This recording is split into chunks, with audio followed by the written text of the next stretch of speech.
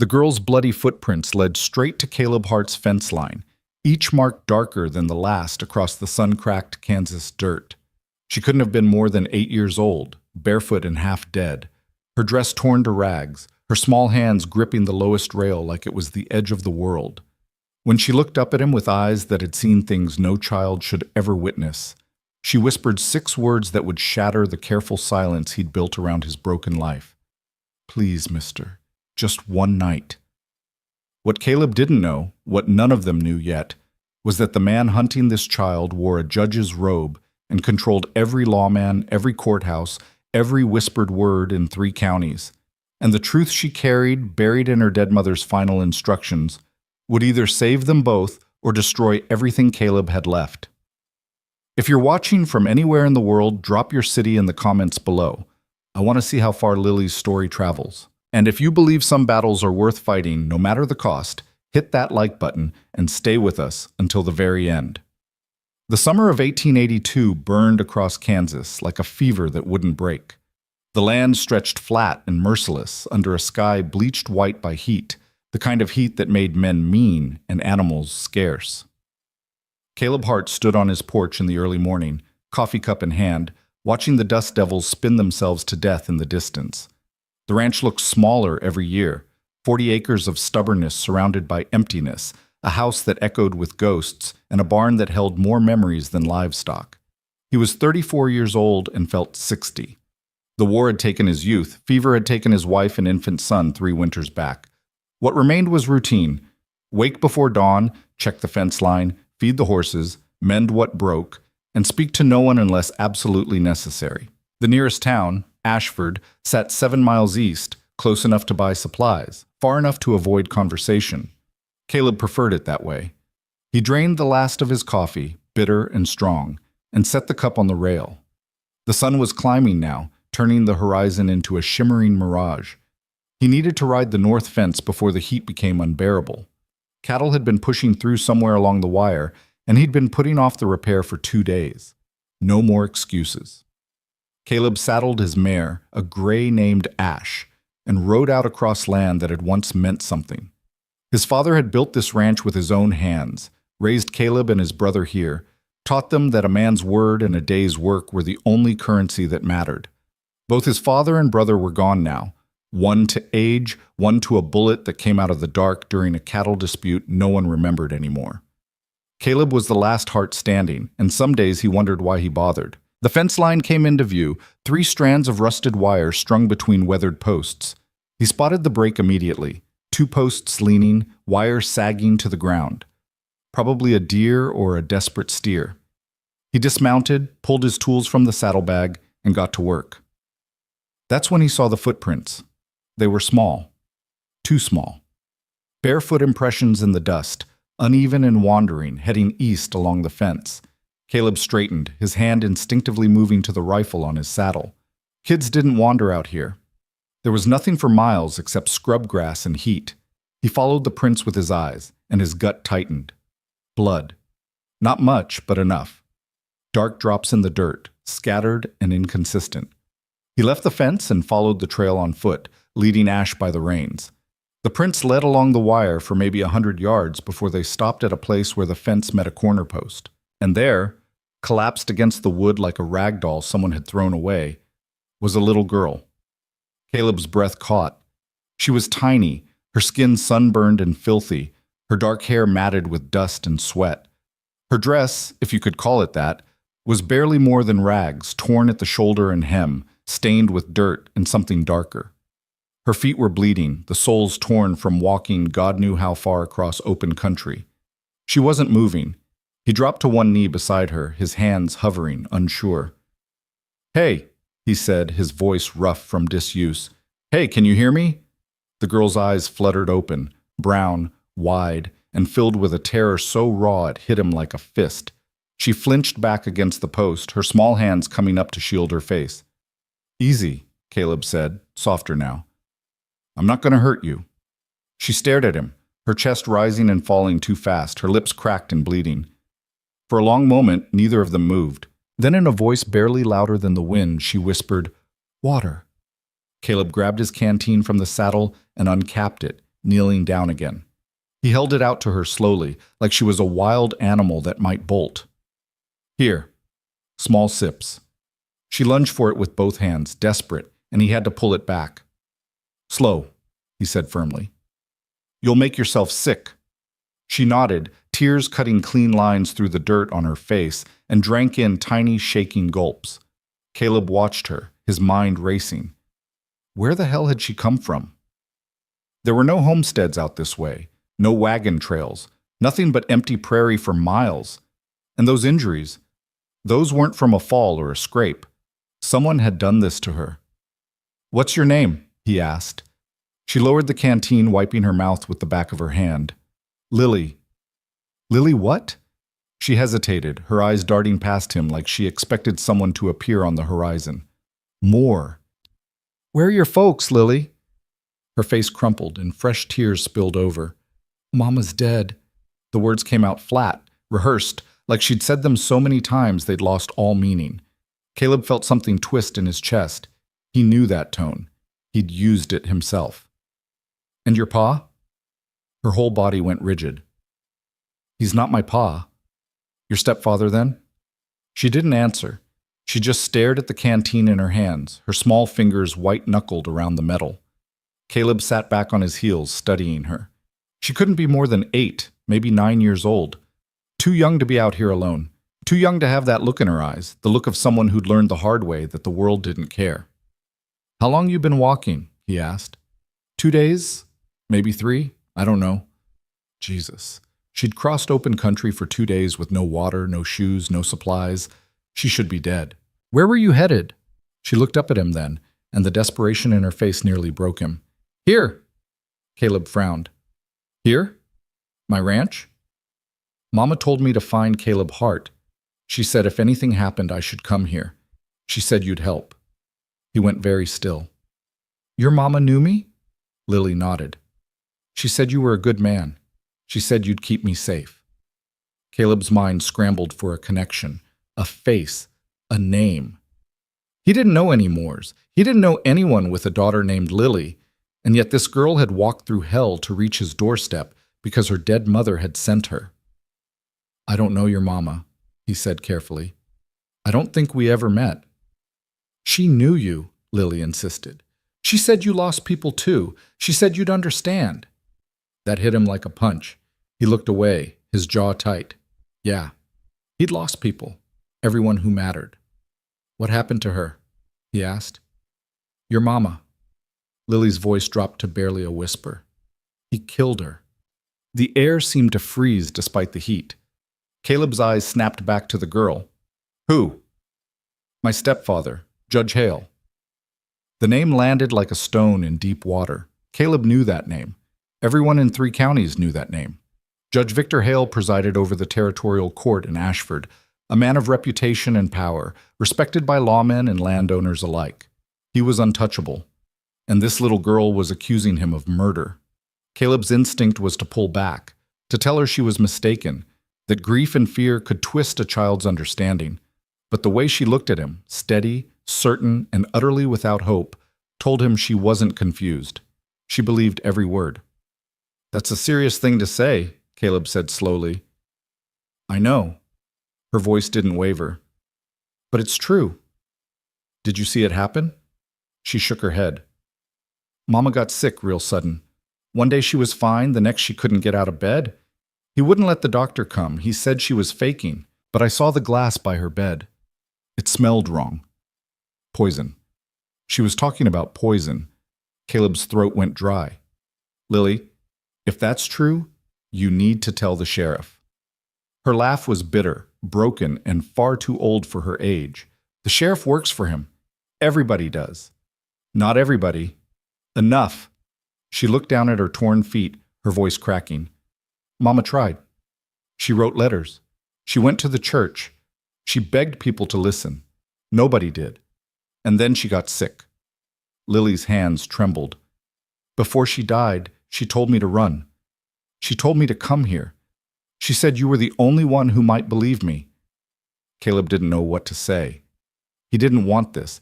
He didn't want a child's desperation, a dead woman's faith, or the weight of a truth too dangerous to carry. He wanted his quiet, his routine, his carefully constructed wall between himself and the world. But the girl was bleeding. She was starving. She was 8 years old, and she'd walked through fire to reach him. He exhaled long and slow and made a decision he knew he'd regret. "All right, let's get you inside." He stood and reached down. Lily stared at his hand for a long moment, like she didn't quite believe it was real. Then, slowly, she placed her small, dirty fingers in his palm. Caleb pulled her to her feet. She swayed, her legs barely holding her weight. Without thinking, he scooped her up in his arms. She weighed almost nothing. "I can walk," she whispered. "Not on those feet, you can't." He carried her to Ash, settled her in the saddle, and swung up behind her. She leaned back against him, exhausted and silent, and Caleb turned the horse toward home. As they rode, he looked down at the top of her head, at the matted hair and the sunburned neck, and wondered what the hell he'd just brought into his life. Behind them, the horizon shimmered in the heat, and somewhere in the distance, a man in a black robe sat in a courthouse, signing papers with a steady hand, utterly confident that no one would ever question his authority. The house was cool and dim after the glare of the prairie. Caleb set Lily down gently on the old sofa in the front room, the same sofa where his wife used to sit and mend shirts in the evening light. It felt strange to see someone else there now. "Stay put," he said. "I'll get some supplies." He moved through the house with purpose, grabbing a basin, clean cloths, salve, and bandages from the cupboard. When he returned, Lily hadn't moved. She sat perfectly still, her hands folded in her lap, her eyes tracking his every movement like a rabbit watching a hawk. Caleb knelt in front of her and set the basin on the floor. "I'm going to clean those feet. It's going to sting." She nodded, but didn't speak. He worked carefully, dabbing at the torn skin with a damp cloth, cleaning away the dried blood and dirt. She flinched once, a sharp intake of breath, but didn't pull away. The cuts were deep in places, embedded with grit and small stones. It would take days to heal, maybe longer. "You're tougher than you look," he said quietly. "Mama said pain's just proof you're still alive." Caleb's hands stilled. He looked up at her, and for a moment he saw his own wife's face, her strength, her stubbornness, her refusal to break even when the world gave her every reason. "Your mama sounds like she was smart." "She was." Lily's voice cracked. "She tried so hard." Caleb went back to bandaging her feet, wrapping them snug but not too tight. When he finished, he stood and wiped his hands on a rag. "You hungry?" She nodded. He went to the kitchen and pulled together what he had: bread, butter, some cold beef from yesterday, and a jar of preserves. He brought it back on a plate and handed it to her. Lily stared at the food like it might disappear. Then, with trembling hands, she picked up the bread and took a small, careful bite. Her eyes closed. A tear slipped down her cheek. Caleb turned away and busied himself putting things back in order. He didn't know how to handle this. He didn't know how to talk to a child who'd been through hell. He'd barely known how to talk to his own son, and the boy had only lived 6 months. "Thank you," Lily said behind him, her voice thick. He glanced back. She was crying quietly, still eating, her small shoulders shaking. "You're safe here," Caleb said, the words awkward and heavy. "For now, anyway." She wiped her face with the back of her hand. "He'll come looking for me." "Maybe." "He will." She set the plate down, her expression hardening. "He doesn't let things go. And he'll use the law to do it." Caleb crossed his arms, leaning against the doorframe. "Then we'll deal with it when it happens." "You don't understand." Lily's voice rose, urgent and sharp. "He owns people. The sheriff, the mayor, half the county. He can make you disappear, and nobody will care." "I've been through worse. Not like this." She looked at him with those 2 old eyes. "He's not just mean, he's smart, and he knows how to make it all look legal." Caleb was quiet for a long moment. Then he pushed off the doorframe and crossed to the window, looking out at the empty land. "Your mama sent you here for a reason. Maybe she thought I'd be dumb enough to fight him." "She thought you'd care." He turned back to her. "What makes you think I do?" Lily met his gaze without flinching. "Because you didn't leave me at the fence." That settled between them like dust after a storm. Undeniable, inescapable. Caleb exhaled and ran a hand through his hair. All right, you can stay tonight. Tomorrow we'll figure out what comes next. There's something else, Lily said quietly. What? Mama buried something. Papers. Evidence. She told me where before she died. Her voice dropped to a whisper. She said if I ever got away, I had to tell someone who'd use it. Caleb's chest tightened. What kind of evidence? Proof of what he did, to her, to others. Lily's hands clenched into fists. She wrote it all down, dates, names, everything. Where is it? Buried. On his land. Of course it was. Caleb turned back to the window, his mind racing. If what she said was true, if there was real proof, then this wasn't just about protecting a runaway child. This was about pulling down a man who'd built his power on silence and fear, and it would get him killed. But then again, what did he have to lose? He looked back at Lily, sitting small and broken on his sofa, and thought about his wife, about his son, about all the people he hadn't been able to save. Maybe just this once, he could do something that mattered. Get some rest, he said. We'll talk more in the morning. Lily nodded and curled up on the sofa, pulling an old quilt over herself. Within minutes, exhaustion claimed her, and her breathing evened out into sleep. Caleb stood there for a long time, watching her. Then he walked outside, sat on the porch steps, and stared at the horizon. Somewhere out there, a storm was coming. And for the first time in 3 years, Caleb Hart felt something other than emptiness. He felt rage. The sun had barely cleared the horizon when Caleb heard the horses. He was in the barn, mucking out stalls and trying not to think too hard about the choices he'd made in the last 12 hours. Lily was still asleep in the house, curled beneath the quilt like she hadn't moved all night. He'd checked on her twice already, unsure why he felt the need. The sound of hooves on hard ground pulled him from his thoughts. Multiple riders, moving fast. Caleb set down the pitchfork and walked to the barn door, shading his eyes against the glare. 4 men on horseback approached from the east, kicking up dust in a straight line toward his property. Even from a distance, he recognized the lead rider by the silver star pinned to his chest. Sheriff Garrett Moss. Caleb's jaw tightened. He'd had maybe 3 conversations with Moss in the past 5 years, none of them pleasant. The man was a politician in a badge, more concerned with keeping his position than keeping the peace. The riders pulled up in front of the house, their horses breathing hard. Moss dismounted with the stiff movements of a man who spent more time at a desk than in a saddle. He was in his 50s, soft around the middle, with a face that wore authority like borrowed clothes. Caleb Hart, Moss said, his voice flat and official. Sheriff. Caleb didn't move from the barn door. What brings you out here? Looking for a runaway child. Girl, 8 years old, dark hair, goes by Lily Moore. Moss pulled a folded paper from his coat pocket. Judge Hale reported her missing 2 days ago. He's concerned for her safety. I'll bet he is, Caleb said. Moss's eyes narrowed. You seen her? Caleb considered lying, considered sending them away, buying time, figuring out a plan. But lies had a way of catching up, especially when the law was already at your door. Yeah, he said. I found her yesterday, collapsed by my fence line, half dead. Moss exchanged a glance with the other riders. Where is she now? Resting. Inside. I'll need to take her back. Like hell you will. The words came out harder than Caleb intended, but he didn't take them back. Moss's face darkened. That child is the legal ward of Judge Victor Hale, the sheriff said slowly. He has every right to her custody. I have a court order here that says so. I don't care what your paper says. Caleb stepped forward, his voice low and steady. That girl's been beaten, starved, and run near to death. She's staying here until she's well enough to speak for herself.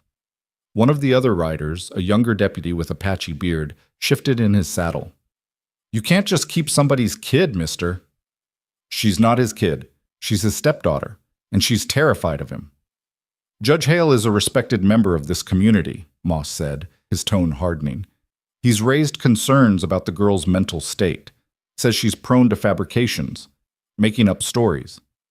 Convenient, Caleb said. Bet he's got a doctor's note to back that up, too. Moss's hand moved to his belt, resting near his revolver. You're treading on dangerous ground, Hart. Then I'm right where I need to be. For a long moment, the two men stared at each other, the tension thick enough to choke on. The other riders watched, hands hovering near their weapons, waiting for the word. Then, from the house, a small voice called out, "Caleb?" Everyone turned. Lily stood in the doorway, barefoot and bandaged, the quilt wrapped around her shoulders. She looked even smaller in the daylight, her face pale and drawn. When she saw the men on horseback, she went rigid. Her eyes locked on Sheriff Moss, and the color drained from her face. "No," she whispered. "No, please." Moss stepped forward. "Lily, honey, it's all right. We're here to take you home." "That's not my home," her voice cracked, shrill with panic. "I won't go back. He'll kill me." "Now, Lily, you know that's not true." "He killed my mama!" Tears streamed down her face. "He poisoned her, and you know it. You all know it." The deputies shifted uncomfortably. Moss's expression didn't change. "Your mama was sick, child," he said, his voice syrupy and false. "The doctor said it was pneumonia." "The doctor lied." Lily's hands clenched into fists. "He didn't even see her. He just signed the paper." "That's enough," Moss said sharply. He looked at Caleb. "Step aside. I'm taking her back where she belongs." Caleb moved to block the porch steps. "She says she's not going. I'm inclined to believe her." "You don't have a choice." "Sure I do. I can make you go through me." The deputy with the patchy beard drew his gun halfway, then hesitated when Caleb didn't flinch. Moss raised a hand, stopping him. "You really want to do this, Hart?" the sheriff asked quietly. "You really want to stand between the law and a man like Victor Hale?" "I've stood between worse." Moss studied him for a long moment, then shook his head. "You're a fool." "Probably." The sheriff turned and climbed back onto his horse. The other riders followed suit, their faces hard and unreadable.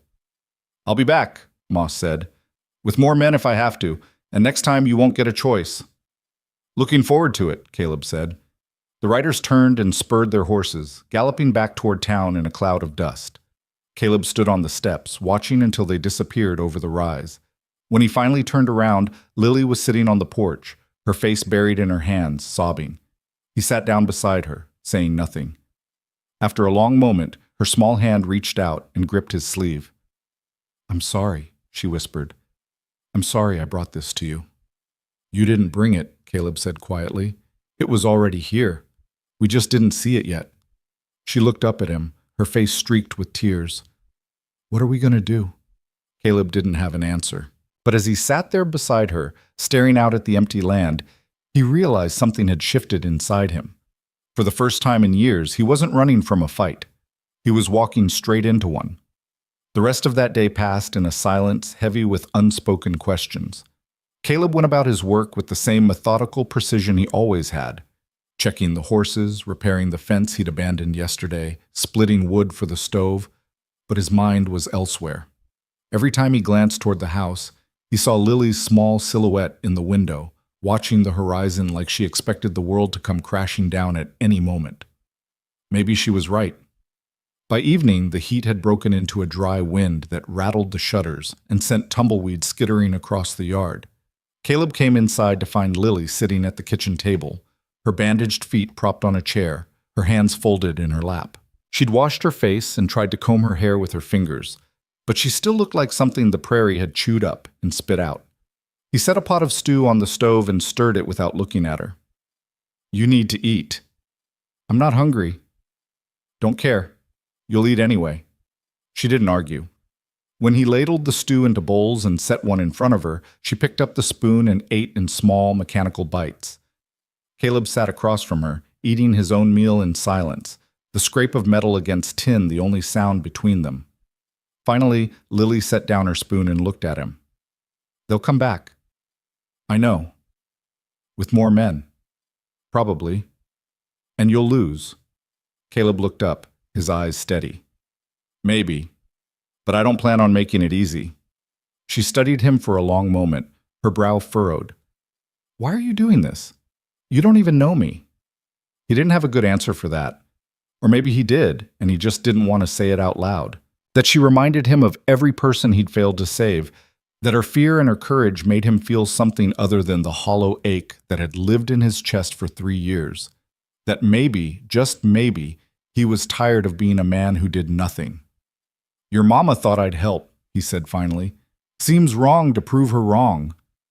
She didn't know you were alone out here, Lily said quietly. She thought you'd have people. A family, maybe. Had one once. What happened? Caleb set down his spoon, his jaw tight. Fever took my wife and son. Winter of '79. Lily's face softened. I'm sorry. Yeah, me too. They sat in silence again, but this time it felt different. Less like two strangers forced together and more like two people who understood what it meant to lose everything. The papers my mama buried, Lily said after a while. They're real. I saw her writing in the journal every night. She hid it in a wooden box with other things, letters, receipts, things he didn't know she kept. What kind of things? Proof that he forced her to sign over her land after they got married. Proof that he threatened the doctor who wanted to treat her. Proof that he's done this before. Her voice dropped. There were other women, other children. Mama found records. Caleb's stomach turned. How many? 3 that she knew of, maybe more. And nobody stopped him? He's a judge, Lily said simply. Who's going to stop a judge? That was the question, wasn't it? In a world where the law wore a black robe and controlled the men with badges, who had the power to stand against it?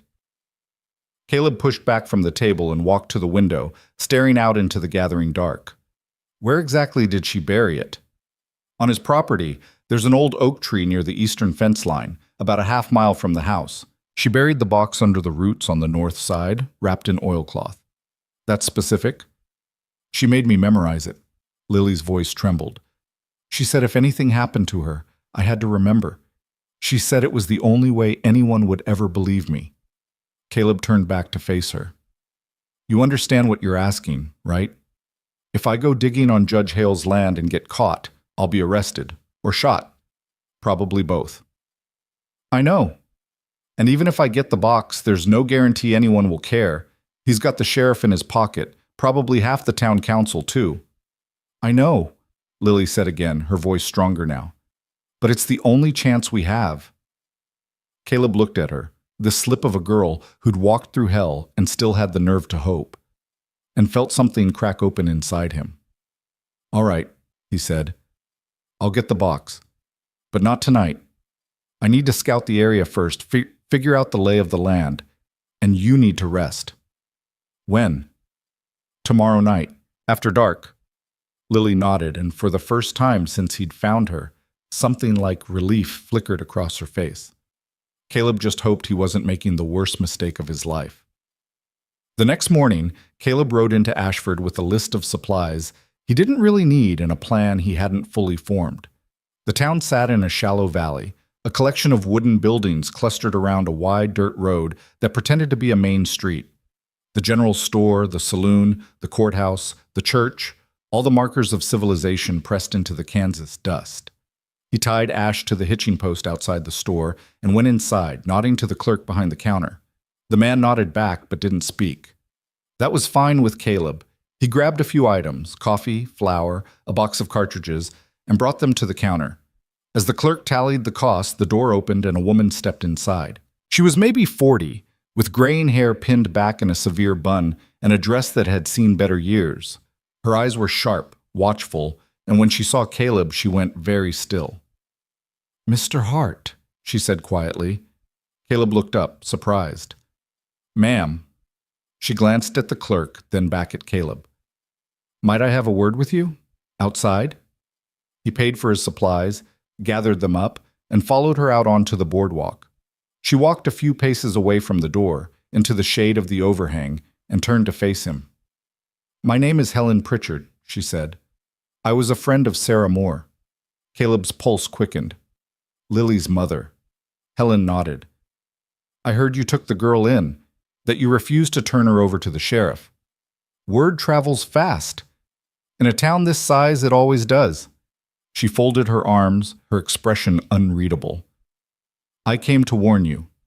Judge Hale is not a man to cross lightly. So I've been told. I mean it, Mr. Hart. He's dangerous, and he has the entire law on his side. What about you? Caleb asked. If you were Sarah's friend, why didn't you help her? Helen's face tightened, pain flashing across her features. I tried.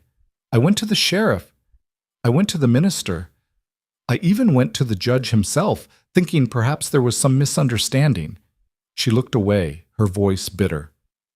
He threatened my family, said if I kept spreading lies, he'd have my husband arrested for debts we didn't owe and take our children into custody for neglect. Jesus. I was a coward, Helen said flatly. I let fear silence me, and Sarah died because of it. Caleb didn't know what to say to that. Condemnation felt too easy, forgiveness too cheap. Why tell me this now? He asked. Helen looked him straight in the eye. Because you're doing what I couldn't, and I think you should know what you're up against. She reached into her pocket and pulled out a folded piece of paper. This is a list of names, people who knew what Sarah was going through, people who saw the bruises, heard the crying, witnessed the control. None of them will testify. They're all too afraid. But if you can get real proof, something undeniable, maybe they'll find their courage. Caleb took the paper and unfolded it. There were 7 names, written in neat, careful script. Thank you, he said. Helen nodded. There's one more thing. Judge Hale keeps his records locked in a safe in his study, but twice a month he rides to the territorial capital for court sessions. He'll be gone this Friday. If you're planning something, that would be your window. Caleb's mind raced. Friday was 3 days away. Why are you helping me? He asked. Helen's eyes glistened, but she didn't look away. Because I have a daughter Lily's age, and every time I look at her I see Sarah's girl and wonder if I'd have the strength to save my own. Her voice broke. I couldn't live with myself if I did nothing again. She turned and walked away before Caleb could respond, disappearing into the flow of people on the street. He stood there for a long moment, the list clutched in his hand, feeling the weight of what was coming. When he returned to the ranch that afternoon, Lily was sitting on the porch steps, tossing pebbles into the dirt. She looked up as he dismounted. Did anyone give you trouble? She asked. No, but I met someone who knew your mama. Lily's face brightened. Who? Woman named Helen Pritchard. The brightness faded. Mrs. Pritchard. You know her? Mama talked about her sometimes. Said she was kind but scared. Lily's voice turned hollow. Said she'd wanted to help but couldn't. She helped today. Caleb handed her the list. She gave me this. Names of people who might stand with us if we get proof. Lily scanned the paper, her lips moving as she read. When she finished, she looked up at him with something like hope. You really think they will? I think people do what's easiest until it's not easy anymore, Caleb said. We make it hard enough to look away. Maybe they'll start looking. When are we going? Friday night. Judge will be out of town. Lily nodded, her jaw set. I'm coming with you. The hell you are. I know where the tree is. I can show you exactly where to dig. You can describe it to me. What if I'm wrong? What if you waste time digging in the wrong spot and someone comes? She stood up, her small frame rigid with determination. I'm the only one who knows for sure. You need me. Caleb wanted to argue, wanted to tell her she'd been through enough, that she deserved to stay safe while he took the risk. But the truth was, she was right, and more than that, he could see in her eyes that she needed this, needed to be part of the fight instead of just a victim waiting to be saved. All right, he said finally, but you do exactly what I say, when I say it.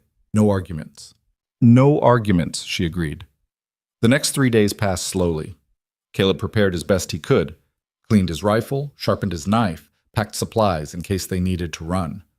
Lily stayed close, helping where she could, her presence a constant reminder of what was at stake. On Thursday afternoon, a rider appeared on the horizon. Caleb recognized him immediately. Thomas Farrow, a rancher who lived about 10 miles south. They'd shared a drink once or twice over the years, enough to be neighborly, but not friends. Thomas pulled up in front of the house and dismounted, his face grim. Caleb. Tom. Heard you got yourself in a situation. That's one way to put it. Thomas glanced at the house, then back at Caleb. The girl's still here? Yeah. Sheriff's been asking around. Told folks you're harboring a runaway, interfering with legal custody. Judge Hale's pushing to have you arrested. Let him try. Thomas shook his head. You're a damn fool, Caleb. You can't win this. Hale owns this county. Maybe, but I'm not rolling over. You got a death wish or something? Caleb met his eyes. You ever see something so wrong you couldn't walk away from it? Thomas looked uncomfortable. I've got a family to think about. So did Sarah Moore. That landed like a slap. Thomas's jaw tightened, and for a moment Caleb thought he might swing, but instead he just exhaled and climbed back on his horse. I didn't come here to fight, Thomas said quietly. I came to tell you to watch your back. There's talk. Some of the men who work for Hale, they're not just lawmen, they're enforcers, and they don't ask questions. Noted. Thomas hesitated, then reached into his saddlebag and pulled out a small leather pouch. He tossed it to Caleb. Extra cartridges, just in case. Caleb caught it, surprised. Tom! Don't thank me. I'm not getting involved. Thomas turned his horse. But I'm not going to pretend I don't know what's right, either. He rode off without another word, leaving Caleb standing in the yard with the pouch in his hand. When he went inside, Lily was watching from the window. He seemed nice, she said. He's scared, Caleb replied, like everyone else. Are you scared? Caleb considered lying, but he'd never been good at it. Yeah, he said. I am. Lily walked over and stood beside him, looking out at the empty land. Mama used to say courage isn't about not being scared. It's about doing the right thing even when you are. Caleb looked down at her, this fierce little soul who'd survived more than most adults ever would, and felt something shift. Your mama was a smart woman, he said. I know. That night, Caleb sat on the porch long after Lily had gone to sleep, the rifle across his lap, watching the stars wheel overhead. Somewhere out there, in a house with locked doors and drawn curtains, Judge Victor Hale slept soundly, confident in his power. But tomorrow, Caleb thought, that confidence might crack. And if he was lucky, it would shatter completely. Friday came with a sky the color of old iron and a wind that tasted like rain. Caleb spent the day double-checking his plan, going over every detail until Lily finally told him to stop pacing before he wore a hole in the floor. As the sun set, he saddled Ash and helped Lily climb up behind him. She wore an old shirt and trousers he'd found in a trunk, clothes that had belonged to his wife cut down to fit. Her feet were still bandaged, but she'd insisted on boots even though they were too big. You remember the plan? He asked. We ride to the eastern edge of Judge Hale's land, find the oak tree, dig up the box, and get out before anyone sees us. And if someone does see us, we run. Good girl. They rode in silence, cutting across open country to avoid the main road. The land rolled and dipped, the grass silvered in the twilight, the air heavy with the promise of storm. By the time they reached the edge of Hale's property, full dark had fallen. Caleb dismounted and helped Lily down, tying Ash to a low scrub tree. Stay close, he whispered. They moved on foot, keeping low, Lily leading the way. She moved with surprising confidence despite the darkness, her small hand occasionally reaching back to make sure Caleb was still behind her. After what felt like an hour, but was probably only 20 minutes, she stopped and pointed. There. The oak stood like a sentinel against the night sky, its branches spreading wide and gnarled. Caleb pulled a small spade from his pack and knelt at the base, feeling along the roots on the north side. Here? He whispered. Lily nodded. He started to dig, the blade cutting into the hard-packed earth with soft, rhythmic scrapes. Lily crouched beside him, her eyes scanning the darkness. 10 minutes passed, then 20. Caleb's hands were cramping, sweat running down his back despite the cool air, when the spade hit something solid. Got it, he breathed. He dug faster now, clearing the dirt away until he could see the edge of a wooden box wrapped in oilcloth. He pulled it free, brushing off the soil, and held it up. Lily's face broke into a smile. And then, from somewhere in the darkness, a voice called out, "Hold it right there." Caleb's blood went cold. He shoved the box into his pack and grabbed Lily's hand, pulling her to her feet. A lantern flared to life 50 yards away, then another. 3 men on horseback emerged from the shadows, moving toward them at a walk. The lead rider held the lantern high, and in its glow, Caleb recognized the patchy-bearded deputy from the sheriff's visit.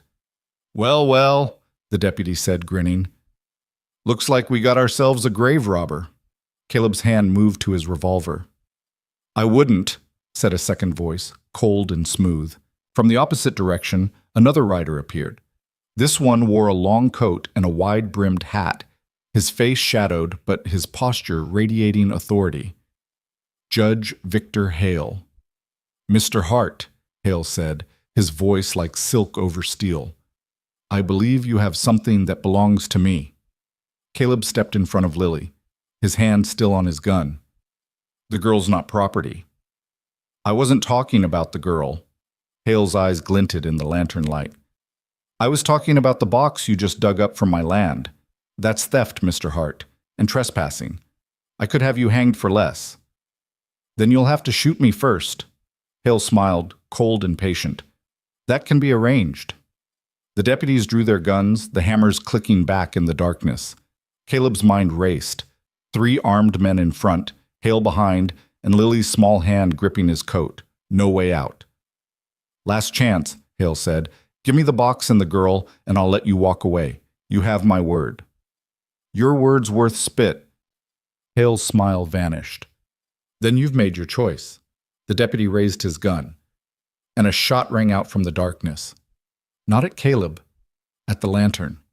Glass shattered, oil sprayed, and the light went out in a rush of flame and smoke. The horses screamed and reared, men shouted. Another shot cracked, this one hitting the dirt near the deputy's feet. Caleb didn't wait. He grabbed Lily and ran, crashing through the brush, the shouts and gunfire echoing behind them. He didn't know who'd fired those shots, didn't know if it was help or just chaos, but he wasn't about to waste it. They reached Ash, and Caleb threw Lily into the saddle and swung up behind her, kicking the mare into a gallop. The night swallowed them whole, the thunder of hooves drowning out everything else. Behind them, the shouting faded. Ahead, the horizon stretched black and endless. And in Caleb's pack, wrapped in oilcloth and dirt, Sarah Moore's truth waited to be heard. They didn't stop riding until the ranch came into view, a dark shape against the darker sky. Caleb's heart hammered in his chest, adrenaline still coursing through his veins as he pulled Ash to a halt near the barn. Lily slid down first, her legs shaking, and Caleb followed, his hand instinctively checking the pack on his shoulder. The box was still there, solid and real. Inside, he said, his voice rough. Now! They stumbled into the house, and Caleb bolted the door behind them, shoving a chair under the handle for good measure. He moved through the rooms quickly, checking windows, pulling curtains, his rifle in hand. When he was satisfied they were as secure as they could be, he set the pack on the kitchen table and looked at Lily. She stood in the middle of the room, her face pale, her hands trembling. You all right? He asked. She nodded, but her eyes were wide and glassy. Who fired those shots? I don't know. They saved us.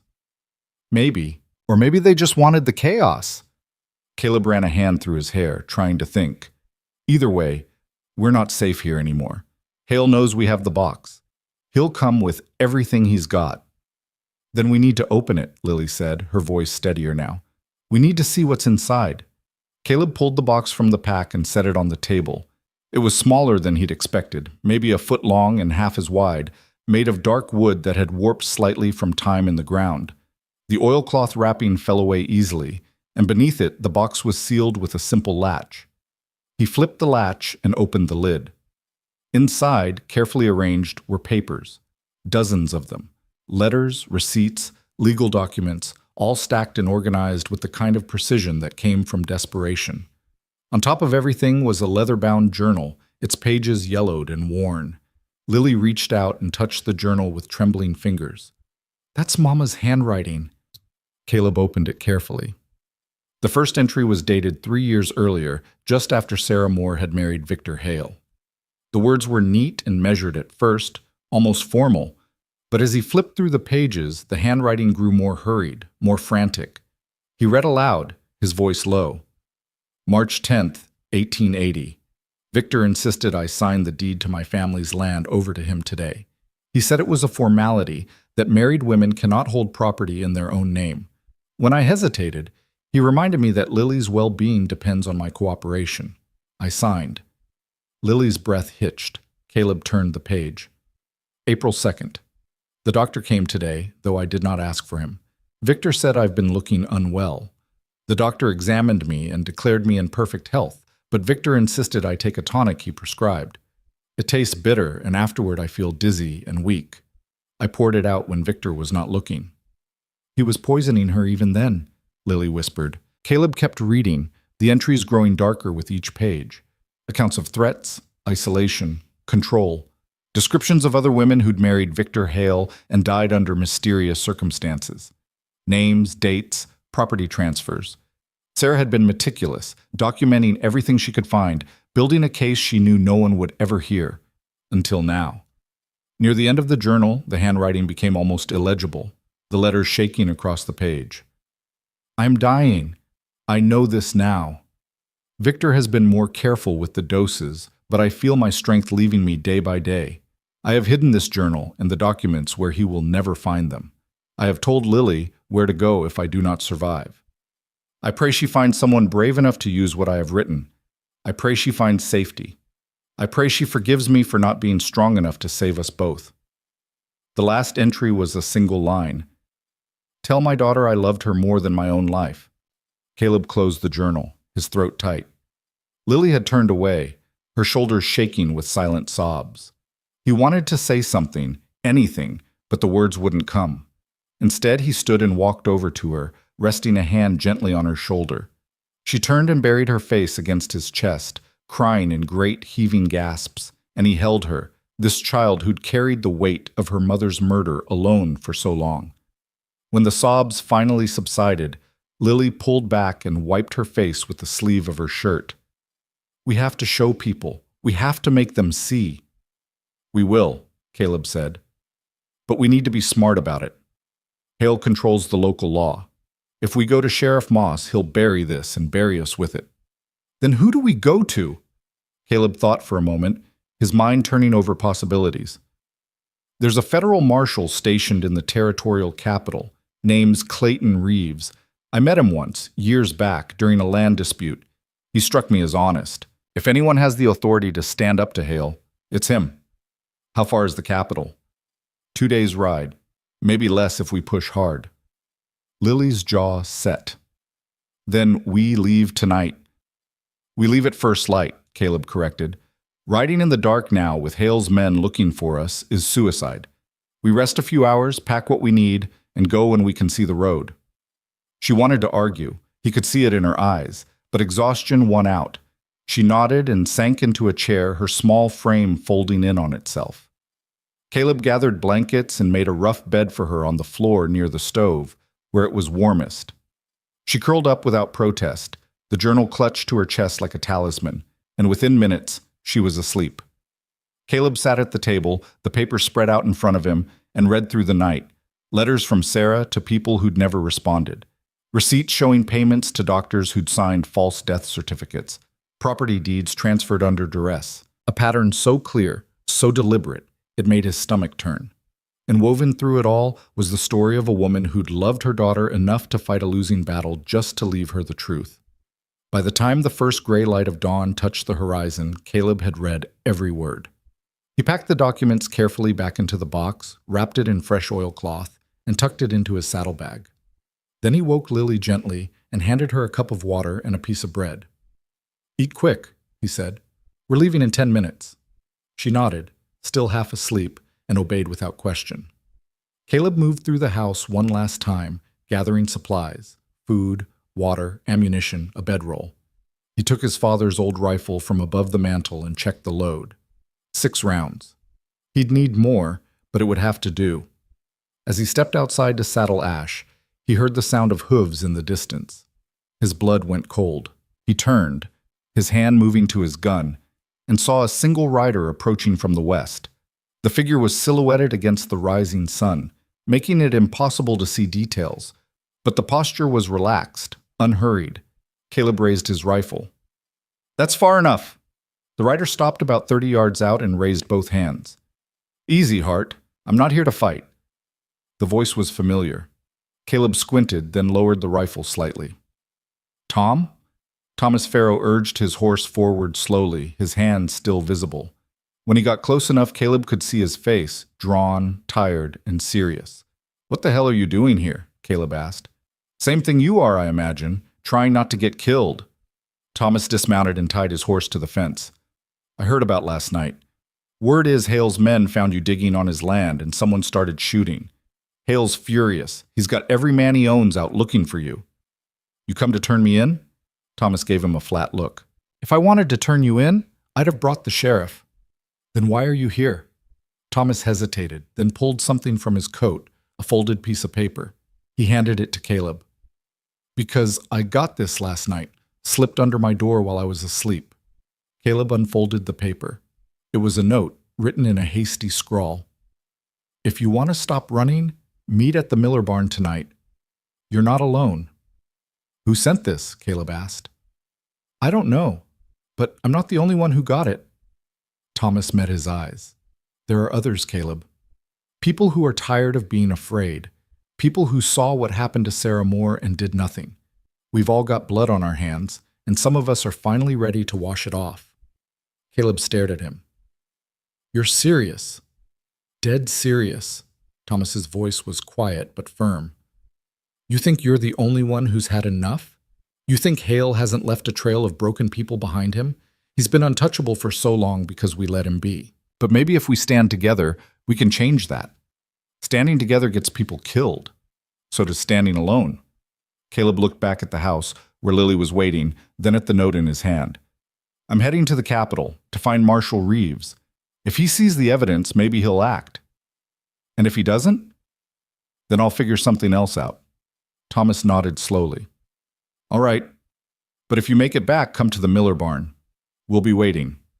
He climbed back on his horse and turned to leave, then paused. That shooting last night? That was me. Caleb's eyes widened. You? I followed you, figured you'd need help. Thomas's mouth twitched into something that wasn't quite a smile. Turns out I was right. You could have been killed. Yeah, but I wasn't. He tipped his hat. Good luck, Caleb. You're going to need it. He rode off, disappearing into the morning light. Caleb stood there for a long moment, the note still in his hand, trying to process what he'd just heard. People were waking up. The silence was cracking. Maybe they had a chance after all. He went back inside and found Lily ready, the journal tucked into her shirt. Who was that? A friend, Caleb said. I think. They mounted Ash together, Caleb in the saddle and Lily behind him, her small arms wrapped around his waist. He kicked the mare into a steady trot, heading east toward the Capitol, the box of evidence secure in his saddlebag. The land stretched out before them, wide and empty, the sky a pale wash of color. For the first time in days, Caleb felt something other than dread. He felt purpose. They rode hard through the morning, stopping only briefly to water the horse and rest in the shade of a dry creek bed. Lily didn't complain, though Caleb could feel her exhaustion in the way she leaned against his back, her grip loosening and tightening as she fought to stay awake. By midday, the heat was brutal, the sun beating down like a hammer. Caleb's shirt was soaked through, and Ash was breathing hard, her coat dark with sweat. He slowed the pace, giving the mare a chance to recover and scan the horizon. That's when he saw the dust. It was maybe 2 miles back, a thin plume rising into the sky. Riders. At least 3, maybe more. Caleb, Lily said quietly. She'd seen it too. I know. He urged Ash into a canter, pushing her as hard as he dared without running her into the ground. The terrain here was rougher, dotted with low hills and scrub, and he used every bit of cover he could find, keeping to the low ground, staying out of sight. But the dust kept coming, closing the distance. They're catching up, Lily said, her voice tight with fear. Caleb's mind raced. They were still a day and a half from the Capitol, maybe more. If Hale's men caught them out here, in the open, there'd be nowhere to run, unless he made a stand. He spotted a cluster of rocks ahead, jutting out of the earth like broken teeth. It wasn't much, but it was cover. He pulled Ash to a stop and swung down, helping Lily off. Get behind those rocks, he said. Stay low and don't move. What are you doing? Buying us time. He pulled the rifle from the saddle and checked the load, then positioned himself behind the largest boulder, the rifle resting on the stone.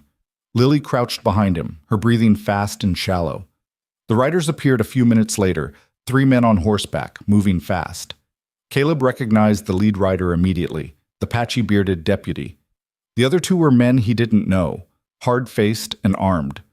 They slowed when they saw Ash standing riderless near the rocks, and the deputy raised a hand, signaling the others to spread out. "Hart!" the deputy called. "We know you're there. Come out and we'll make this easy." Caleb didn't answer. He steadied the rifle, his finger resting lightly on the trigger, and waited. The deputy urged his horse forward a few steps. "You're making this harder than it needs to be. The judge just wants the box. Give it up and you can walk away." "He's lying," Lily whispered. "I know." The deputy's patience ran out.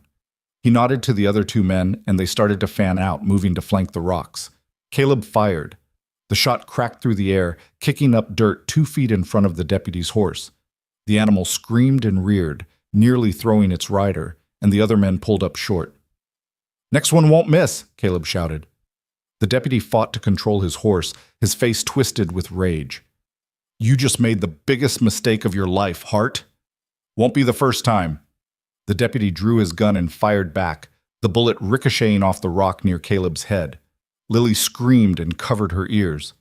Caleb fired again, this time aiming for the man on the left. The shot went wide, but it was close enough to make the rider wheel his horse and retreat. For a moment, there was silence. Then the deputy shouted, "Rush him!" All 3 men spurred their horses forward, guns blazing. Caleb fired twice more, forcing them to scatter, but they kept coming. He dropped behind the rock, reloading as fast as his shaking hands could manage. "Caleb!" Lily's voice was high and terrified. He looked up and saw one of the riders circling around the far side of the rocks, cutting off their escape. Caleb swung the rifle around and fired, and the man jerked back in his saddle, blood blooming on his shoulder. He dropped his gun and slumped forward, his horse bolting. 2 left. But Caleb's rifle was empty. He grabbed his revolver, 5 rounds, and took a breath. The deputy and the remaining rider were closing in, their guns trained on the rocks. This was it.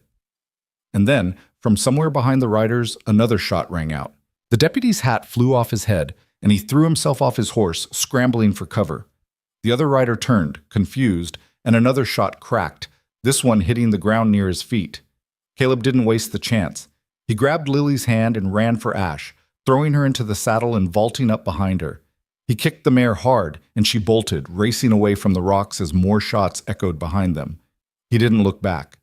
He didn't need to. Someone was watching over them, someone who wasn't afraid to pull the trigger. They rode until the rocks were far behind and the gunfire had faded into silence.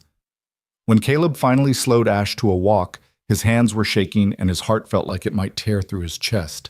Lily was crying quietly, her face pressed against the mare's neck. "It's all right," Caleb said, though his voice was rough. "We're all right. They almost killed us, but they didn't." She looked back at him, her face streaked with tears. "Who keeps saving us?" "I don't know," Caleb said, "but I'm starting to think we're not as alone as we thought." They rode on through the afternoon, the land opening up into rolling plains dotted with wildflowers and tall grass. The capital was still more than a day away, but Caleb pushed forward, refusing to stop for more than a few minutes at a time. As the sun began to set, painting the sky in shades of orange and purple, they crested a low rise and saw a small settlement in the distance. It wasn't much, a few buildings clustered around a crossroads, maybe a dozen structures in total, but it had a livery stable and what looked like a general store. "We'll stop there for the night," Caleb said. "Get some rest and supplies before the final push." Lily nodded, too tired to argue. They rode into the settlement as the last light faded from the sky. A few people glanced at them with mild curiosity, but no one challenged them. Caleb paid for a stall for Ash and a room above the store, a cramped space with 2 narrow beds and a window that looked out on the street. He set the saddlebag with the box in the corner and collapsed onto one of the beds, every muscle in his body aching. Lily sat on the other bed, staring at the floor. "You should eat something," Caleb said. "I'm not hungry." "Lily." She looked up at him, her eyes red and exhausted. "Do you think Marshal Reeves will believe us?" "I don't know, but we have to try." "And if he doesn't?" Caleb didn't have an answer for that. He sat up, his elbows on his knees, and met her gaze. "Then we find another way. We keep fighting until someone listens." "What if no one ever does?"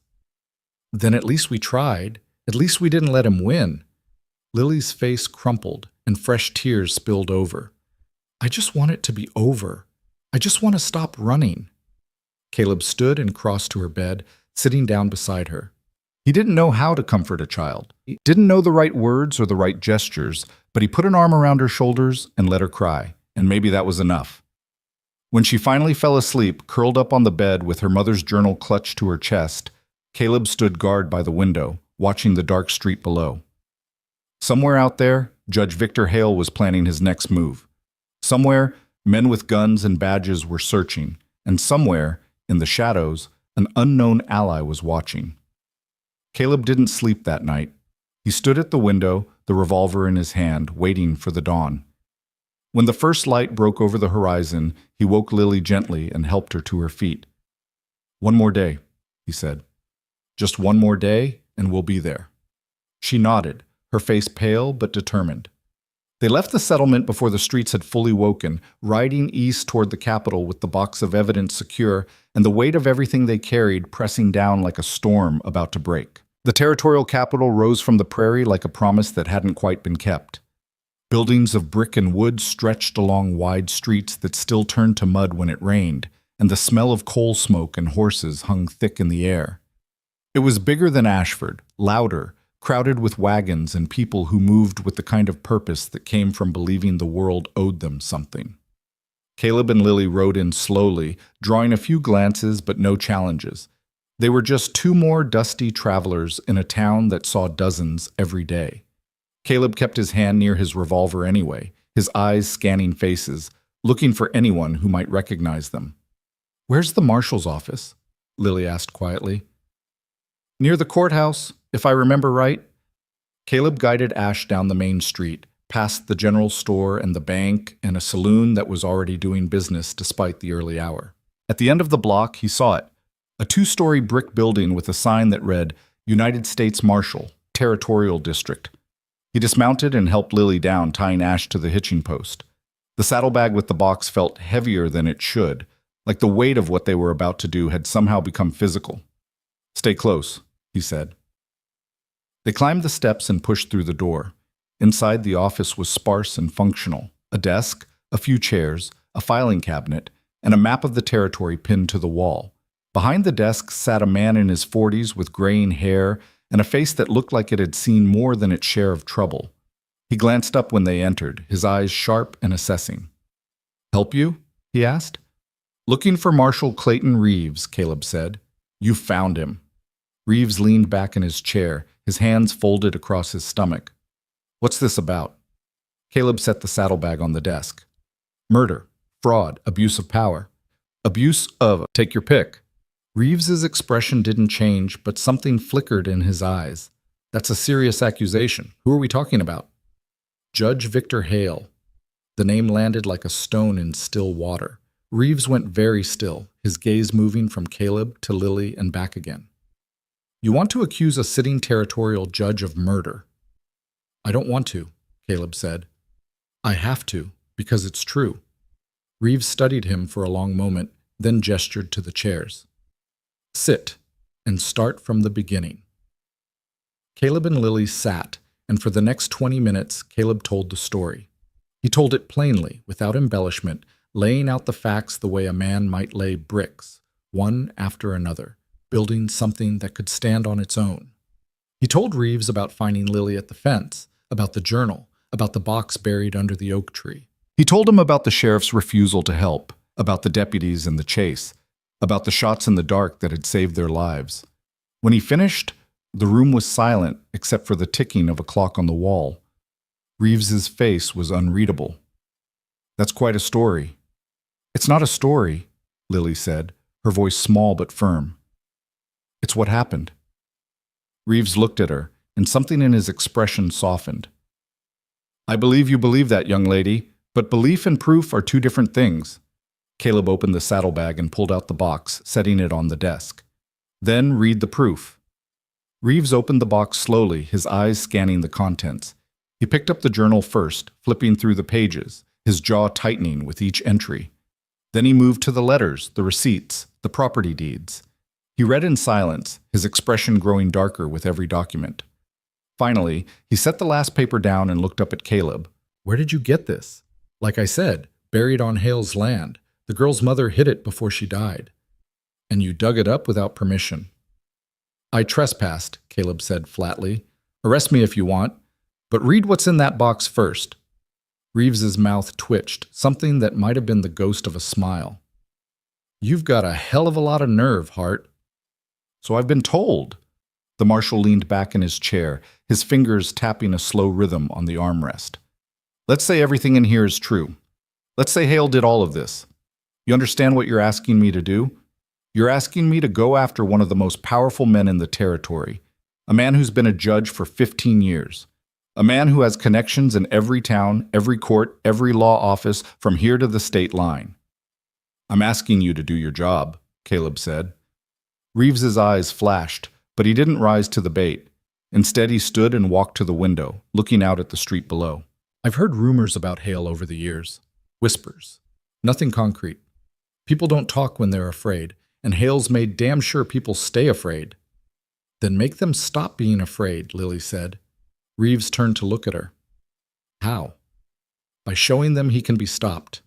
The marshal studied her for a long moment, the slip of a girl who'd walked through fire and refused to break, and something in his face shifted. "All right," he said, "I'll look into it. But I'm going to need more than this journal and some old letters. I'm going to need witnesses, people who'll stand up in court and testify to what they saw." "We have names," Caleb said. He pulled the list Helen Pritchard had given him from his pocket and handed it over. People who knew what was happening. People who stayed silent because they were scared. Reeves scanned the list, his brow furrowing. "I know some of these names. Good people mostly, but scared people don't make reliable witnesses." "Then make them feel safe enough to talk. That's easier said than done." "Nothing about this is easy," Caleb said. "But it's right. And last I checked, that still matters." Reeves looked at him for a long moment, then folded the list and tucked it into his coat. "I'll start making inquiries, quietly. But you need to understand something. This is going to take time, weeks, maybe months. And in the meantime, Hale's going to be looking for you. If he finds you before I can build a case, you're both dead." "So what do we do?" Lily asked. "You stay out of sight," Reeves said. "I've got a safe house about 10 miles outside of town. Small place, owned by a friend of mine. No one knows about it except me. You can wait there while I work." Caleb shook his head. "I'm not hiding." "You're not being brave either. You're being smart." Reeves's voice was firm. "Hale's got men everywhere. If he catches you out in the open, there won't be a trial. There won't be justice. There'll just be 2 more bodies buried in unmarked graves." "He's right," Lily said quietly. "Mama would want us to be smart." Caleb looked at her, then back at Reeves. Every instinct in him wanted to fight, to stand and face whatever came. But he'd learned the hard way that courage without strategy was just another word for suicide. "All right," he said finally. "We'll go to the safe house, but you keep us informed. Every step. I'm not sitting in the dark while you handle this alone." "Fair enough," Reeves said. He pulled a piece of paper from his desk and sketched a quick map. "Follow this road north out of town. About 10 miles, you'll see a turnoff marked by a dead cottonwood tree. Follow that trail west for another mile. The house is at the end. White clapboard, red door. My friend's name is Dutch Keller. Tell him I sent you." Caleb took the map and folded it carefully. "How long before you know something?" "Give me a week, maybe less if I get lucky." Oh, Reeves extended his hand. "And Hart? Thank you for bringing this to me. A lot of men wouldn't have had the guts." Caleb shook his hand. "A lot of men didn't find a dying girl at their fence." They left the marshal's office and climbed back onto Ash, the morning sun already climbing toward its zenith. The capital bustled around them, indifferent to the storm that was about to break. As they rode north out of town, Lily said, "Do you trust him?" "I don't know," Caleb admitted, "but we don't have a lot of choices." "Mama trusted people who let her down." "I know, but Reeves is different. He's federal. He doesn't answer to Hale." "Everyone answers to someone." Caleb glanced back at her, surprised by the bitterness in her voice. "You're right, but sometimes you have to take the risk anyway." They found the turnoff exactly where Reeves had said, the dead cottonwood standing like a skeletal sentinel. The trail west was narrow and overgrown, barely more than a pair of ruts through the grass. After a mile of rough riding, the house came into view. It was small and weathered, the white paint peeling in places, but it looked solid. A thin stream ran behind it, and a small barn sat off to one side. Smoke curled from the chimney, which meant someone was home. Caleb dismounted and helped Lily down, then approached the house cautiously. Before he could knock, the door swung open, and a man stepped out onto the porch. Dutch Keller was in his 60s, lean and wiry, with a face like tanned leather and eyes that missed nothing. He carried a shotgun in the crook of his arm, not quite pointed at them, but not exactly friendly either. "State your business," he said. "Marshal Reeves sent us," Caleb said. "Said you could give us a place to stay for a while." Dutch's eyes narrowed. "He send a message?" "No, just a map." "Then how do I know you're telling the truth?" Caleb met his gaze steadily. "Because if I wasn't, I'd have shot you already instead of standing here talking." Dutch stared at him for a long moment, then barked out a laugh. "Fair point." He lowered the shotgun and gestured them inside. "Come on then. You look like hell." The inside of the house was simple but clean. A single room with a stove, a table, and 2 beds pushed against the walls. Dutch poured them water from a pitcher and watched as they drank. "So what kind of trouble are you running from?" he asked.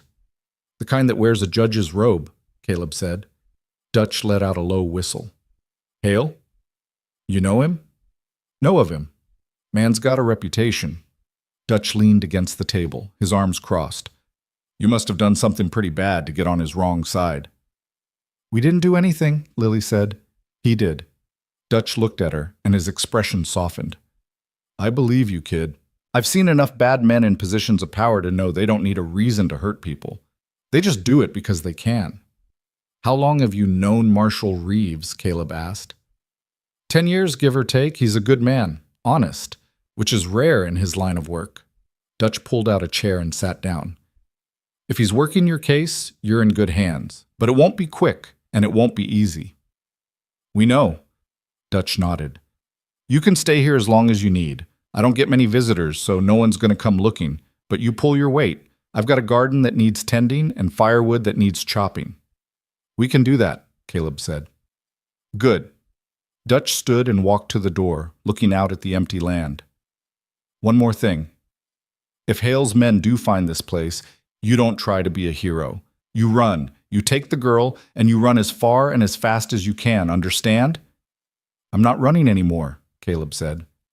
Dutch turned back to him, his face serious. "Son, there's a difference between courage and stupidity. Learn it, or you won't live long enough to see this through." Over the next 3 days, Caleb and Lily settled into a routine. They worked Dutch's land during the day, chopping wood, hauling water, tending the small vegetable garden behind the house. The work was hard but familiar, and it gave Caleb something to focus on other than the endless waiting. Lily helped where she could, though her bandaged feet still pained her. She spent most of her time sitting on the porch, reading her mother's journal over and over, memorizing every word like it was scripture. On the 4th day, Dutch rode into town for supplies and came back with news. He pulled Caleb aside while Lily was feeding the chickens. "Reeves has been asking questions," Dutch said quietly. "Talking to people on that list you gave him. Some of them are starting to crack." "How many?" 3 so far. Helen Pritchard was the first. She gave a statement about what she saw. Then a shopkeeper named Morris admitted he falsified records for Hale under threat. And a farmhand came forward with testimony about another woman who died under suspicious circumstances 5 years back. Caleb felt a surge of hope. That's good. That's real progress. Maybe. But it's also stirred up a hornet's nest. Hale knows something's happening. He's put pressure on the local sheriff to find you. There's a warrant out for your arrest, kidnapping, trespassing, theft. All fabricated, of course, but it gives his men legal cover to hunt you. How much time do we have? Not much? Reeves is pushing to convene a grand jury, but he needs more witnesses. And he needs them willing to testify in open court, not just give statements in private. Dutch's face was grim. That's the hard part. People will talk when they think it's safe, but standing up in front of Hale and calling him a murderer? That takes a different kind of courage. What? Then we find people who have it, Caleb said. Where? The note Thomas Farrow got, the one about meeting at the Miller barn. If there are others who want to fight, maybe they're ready to stand up. Dutch considered this. Reeves mentioned that barn, said there's been talk of a group forming, people who've had enough. Then I need to go there, talk to them, convince them that this is their chance. You go back to Ashford. Hale's men will grab you the second you cross the county line. Then I'll have to be careful. Dutch shook his head. You're a damn fool, Hart. So I've been told. That night, after Lily had fallen asleep, Caleb sat on the porch with Dutch, watching the stars wheel overhead. The old man smoked a pipe, the smell of tobacco hanging in the cool air. You really think this is going to work? Dutch asked. I don't know, Caleb said honestly, but I know what happens if we don't try. The girl stays here? Yeah. She's been through enough. Dutch nodded. I'll keep her safe. You've got my word on that. Thank you. They sat in silence for a while, the night sounds of the prairie filling the space between them. Finally, Dutch spoke again. I knew a man once who tried to stand up to someone powerful. This was years back, different territory. He had proof, had witnesses, had everything he needed to bring the bastard down. Dutch's voice was distant, remembering. But when it came time for the trial, everyone who'd promised to testify got cold feet. The powerful man walked free, and my friend ended up with a bullet in his back. What happened to the man who killed him? Nothing. He's still out there, living his life, sleeping easy. Dutch looked at Caleb. That's the world we live in, son. The powerful protect their own, and the rest of us just try to survive. Then maybe it's time to change that, Caleb said. Dutch smiled, sad and knowing. Maybe. But change comes with a cost. You ready to pay it? Caleb thought about his wife and son, buried in the ground 3 years now. He thought about Sarah Moore, poisoned and silenced. He thought about Lily, who'd walked barefoot through hell because no one else would help her. Yeah, he said. I am. The next morning, Caleb woke before dawn and prepared to leave. He saddled Ash quietly, checking his weapons and loading his saddlebag with supplies. When he turned to head out, he found Lily standing in the doorway, her arms wrapped around herself. You're leaving, she said. Just for a few days. I need to go back to Ashford, talk to some people. It's dangerous. I know. She walked over to him, her face pale in the early light. What if you don't come back? Caleb knelt down so they were eye to eye. I'm coming back, I promise. Mama made promises too. The words cut deeper than any blade. Caleb reached out and rested a hand on her shoulder. Your mama fought as hard as she could, and because of that, we have a chance to finish what she started. But I need you to trust me. Can you do that? Lily's eyes filled with tears, but she nodded. Don't die. I'll do my best. He stood and swung into the saddle. Dutch came out of the house, his shotgun in hand, and gave Caleb a single nod. Good luck, son. Thanks. Caleb turned Ash toward the south and rode out as the sun broke over the horizon. The land stretched wide and empty before him, the familiar shapes of the prairie both a comfort and a warning. He was riding back into the fire, but this time he wasn't running away. He was bringing the fight to them. 2 days later, Caleb arrived at the outskirts of Ashford under cover of darkness. He'd ridden carefully, avoiding the main roads, staying to the low ground where he couldn't be easily spotted. The town looked the same as always, small, quiet, a handful of lights burning in windows where people went about their ordinary lives, unaware of the storm gathering around them. He skirted the edge of town and headed west, toward the Miller barn. It stood alone on an abandoned homestead, the land around it overgrown and wild. As he approached, he saw other horses tethered outside. 4, maybe 5. People were already here. Caleb dismounted and tied Ash to a post, then approached the barn on foot. The door was slightly ajar, and he could hear voices inside, low, tense, arguing. He pushed the door open and stepped inside. The barn was lit by a single lantern hanging from a beam. 6 people stood in a loose circle, their faces turning toward him as he entered. He recognized some of them, Thomas Farrow, Helen Pritchard, a shopkeeper named Morris. The others were strangers, but their faces all carried the same expression, fear and determination fighting for control. Thomas stepped forward. Caleb, you made it. Barely. Helen moved closer, her eyes searching his face. Did you get the box to the marshal? I did. He's building a case, but he needs more. He needs people willing to testify. The group exchanged uneasy glances. Morris, a thin man with nervous hands, shook his head. Testifying means standing up in court, in front of Hale, in front of everyone. They'll destroy us. They'll try, Caleb said, but only if we let them. Easy for you to say, said one of the strangers, a woman in her 50s with iron gray hair. You don't have a family to protect. Neither did Sarah Moore, Caleb shot back. She just had a daughter, and she fought anyway. She documented everything Hale did because she knew someone someday would have the courage to use it. Are we really going to prove her wrong? The woman's face flushed, but she didn't look away. Thomas spoke up. Caleb's right. We've all been hiding for too long. Pretending we didn't see what was happening, pretending it wasn't our problem. But it was. It is. What about the sheriff? Morris asked. He's still in Hale's pocket. Even if we testify, what's to stop him from arresting us the second we step forward? The federal marshal, Caleb said. Reeves has jurisdiction over Hale. Once the grand jury is convened, the local law won't matter. And if the grand jury doesn't indict, then we've lost, but at least we'll have tried. Helen stepped into the center of the circle. I've already given my statement to Marshal Reeves.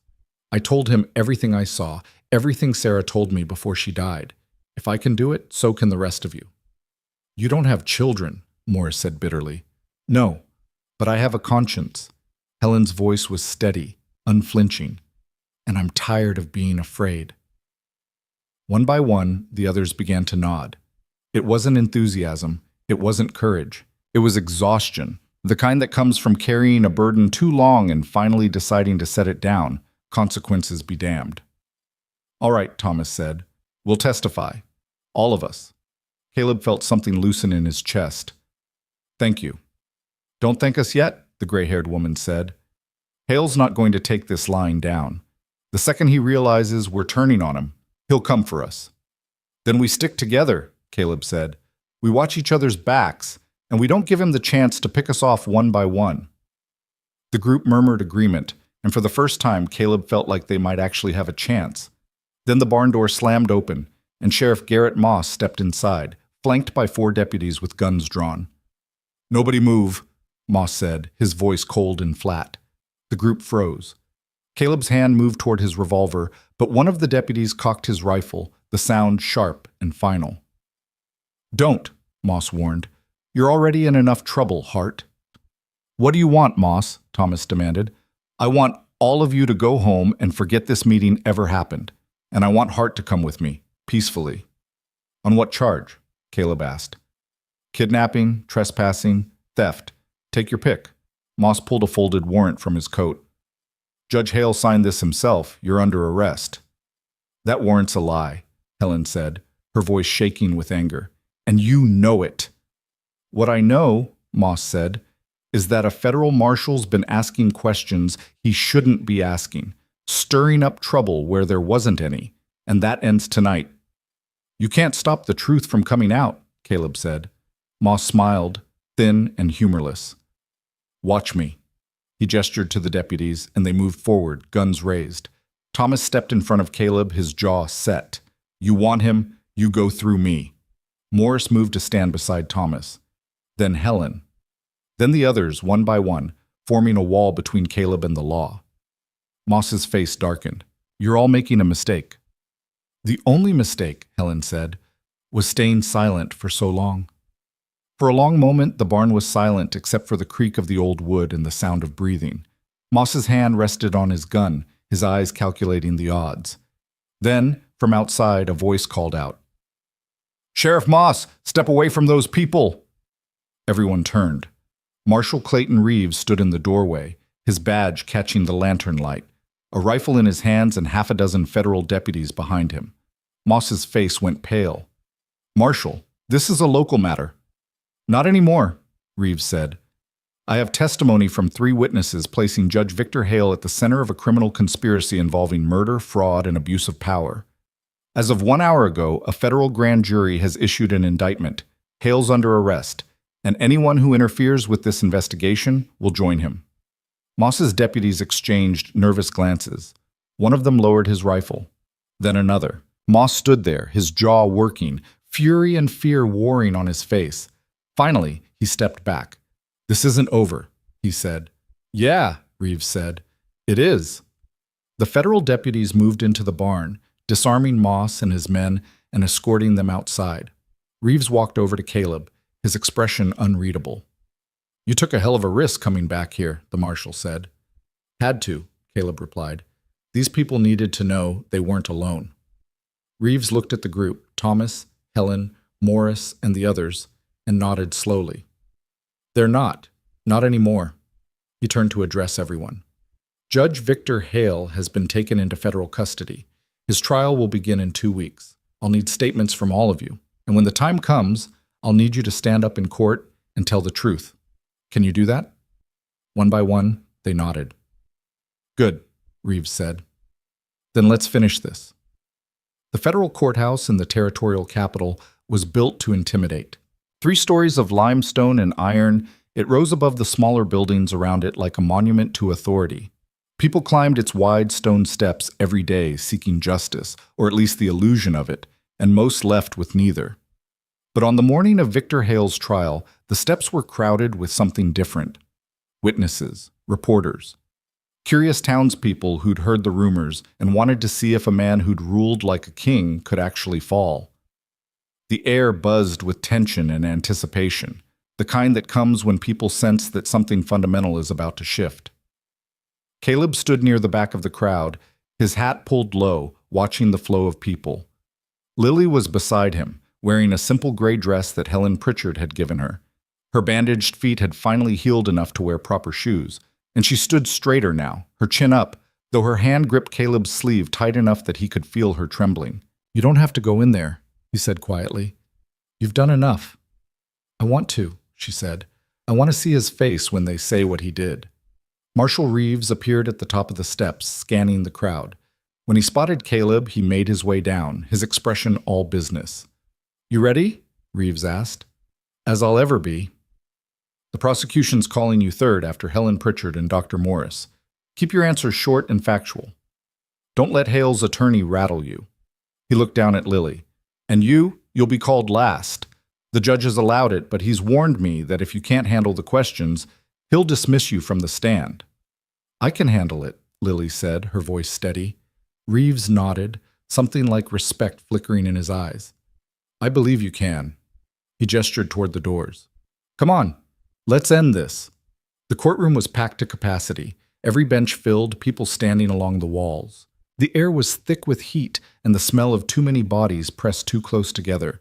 At the front, behind the judge's bench, hung the territorial seal, and below it sat Judge Amos Cartwright, a man in his 60s with iron-gray hair and a reputation for being unmoved by sentiment or pressure. And at the defense table, flanked by his attorney, sat Victor Hale. He looked smaller than Caleb remembered, or maybe that was just the distance. Hale wore a dark suit, his hands folded on the table in front of him, his expression calm and controlled. He didn't look like a monster. He looked like what he'd always been, a man who knew how to wear respectability, like armor. But when his eyes swept the courtroom and landed on Lily, something cold and sharp flickered across his face. Lily didn't look away. She stared back at him, unflinching, and Caleb felt a surge of fierce pride. Judge Cartwright banged his gavel, and the room fell silent. "This court is now in session. The United States of America versus Victor Nathaniel Hale. Prosecution, you may call your first witness." The federal prosecutor, a lean man named Sullivan, with the look of someone who'd spent too many years fighting losing battles, stood and straightened his coat. "The prosecution calls Mrs. Helen Pritchard." Helen walked to the stand with her head high, though her hands shook as she placed them on the Bible and swore to tell the truth. She sat, smoothed her skirt, and looked directly at Sullivan. "Mrs. Pritchard," Sullivan began, "how long did you know Sarah Moore?" 5 years. We attended the same church. Our daughters played together." "And during those 5 years, did Mrs. Moore ever confide in you about her marriage to the defendant?" Helen's voice was clear, though pain edged every word. Yes, many times. What did she tell you? She told me her husband was cruel, that he controlled every aspect of her life, what she wore, where she went, who she spoke to. She said he'd forced her to sign over her family's land and threatened to take Lily away if she refused. Hale's attorney, a silver-haired man named Brennan, rose smoothly. Objection? Hearsay. Your Honor, Sullivan said, this testimony establishes the victim's state of mind and the pattern of control exerted by the defendant.